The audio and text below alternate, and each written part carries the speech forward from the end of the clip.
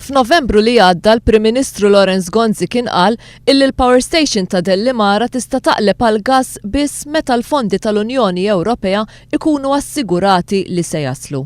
Xahar wara din id-dikjarazzjoni, il-Ministru George Pulicino preżenta l-pjan għall-enerġija tal-Gvern li fihem mill-mira tal-Gvern li Malta trid tistenna sal-2019 biex taqleb għal sistema tal-enerġija li taħdem bil-gass.